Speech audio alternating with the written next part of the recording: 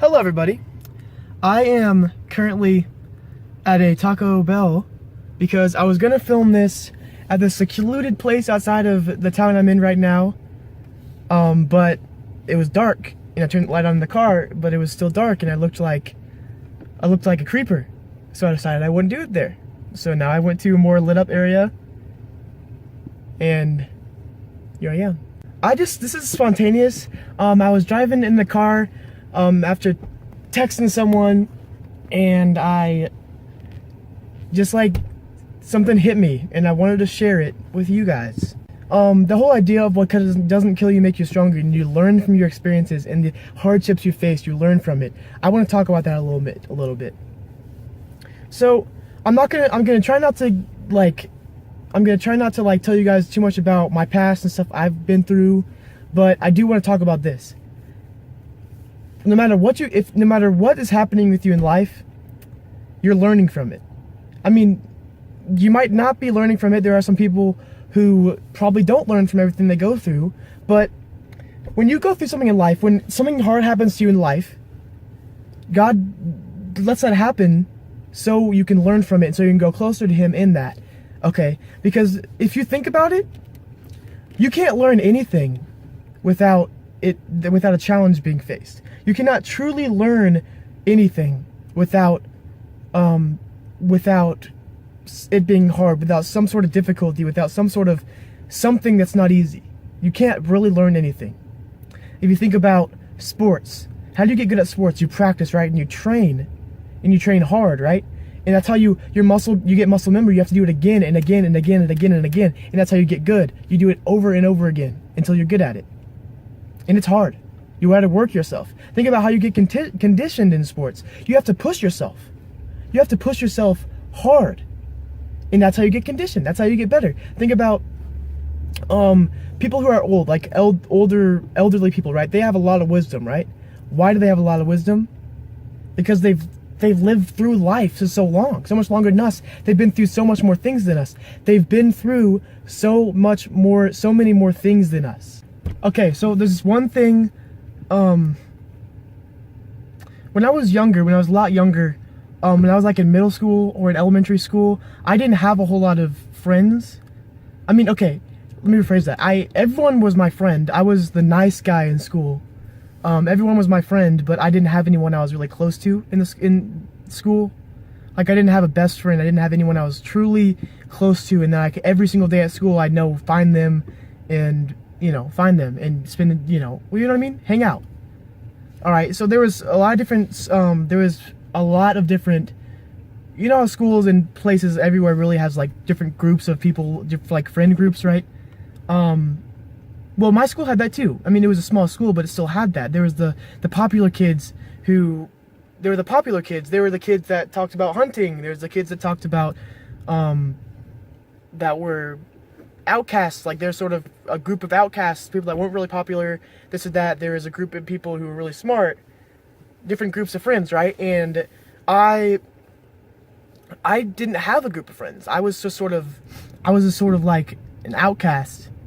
And I remember every day going to school, almost every single day going to school, I'd look at different groups.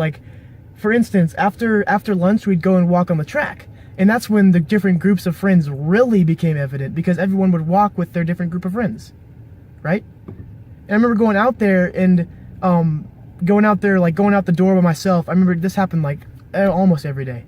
And I just look around, look at the different groups of people and be like, okay, which one do I want to try to jump into today? Which one do I want to try to, become involved with today? I look at the kids talking about hunting. I'm like, no, I don't really know much about hunting. Looked at the kids who are really popular, and they're just always making each other laugh and talking about things that weren't very appropriate. And I was just thinking, that was usually the group I tried to get in. And I look around at the other kids, the outcast kids. I'm like, sometimes I'd be like, hey, let's try to hang out with them. Or hey, let's try to hang out with them today. Let's see if I can fit in with them. See if I can belong in any of these groups, And I'd fail every day. I'd fail just about every day in that. I mainly tried to be in the popular kids group, and I'd try to make perverted jokes and bad jokes with them because I thought I was funny. I thought I could make them laugh, but I'd say the joke and no one would laugh. So I'd say it again and no one would laugh. And I'd say like, hey, did you hear me? And they're like, yeah, we heard you. Or someone's like, yeah, we heard you. Something like that. I just remember being so alone, and I didn't actually pray.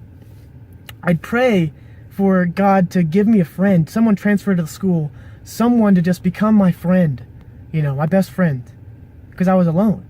I was pretty alone. But what that taught me is, looking back on that now I can fit into any group I want. I mean, I'm not like bragging or anything. I'm just saying I learned a lot of different ways different groups of people think. Different groups of people think. I've learned a lot of different ways people talk, and I can now I can jump into almost any group I want and have a conversation with them because I learned from trying to be a part of different groups. And that's one of the things God taught me through that tough time. And later in my junior year of high school, I was saved. I was truly saved my freshman year, and that's when I realized I didn't need to be accepted into a group. I could be myself. I didn't need to be accepted. All right? Because if you live, this is a Lecrae quote, if you live for their acceptance, you'll die from their rejection. After God opened my eyes and saved me, that desire to become a part of a group went away. I didn't need that desire. I had a new mission going to school now. And from then on, I sat with the kids who didn't have anyone to sit with. In my junior year of high school, God gave me some best friends, and we're still best friends today.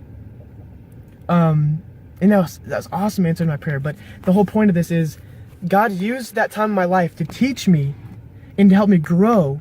And now I have such a better, more opportunity to witness to different people in different groups because I can talk to them. I understand what they talk about and how they think and different things like that. So anything that's going on in your life, that's hard, figure out how you can learn from it and pray to God through it. And less, it's going to be hard. Yes, it's going to be hard, but you're going to get through it. You're going to get through it. I promise you're going to get through it. There's nothing that's going to stop you from getting through it, especially if you have God on your side. I promise you that. But when you do get through it, you'll grow. And that's the purpose of a lot of hard things, right? And it's not the only purpose of the hard things, but that is a big purpose of the hard things that happen in life, is so you can grow from them, grow closer to God through them. Guys, if you seek God in every hardship you go through, then your relationship with God will get so much stronger. And no matter where you are in life, you can find a way to be content. And guys, I can't think of any clever way to say this. Let's change the world.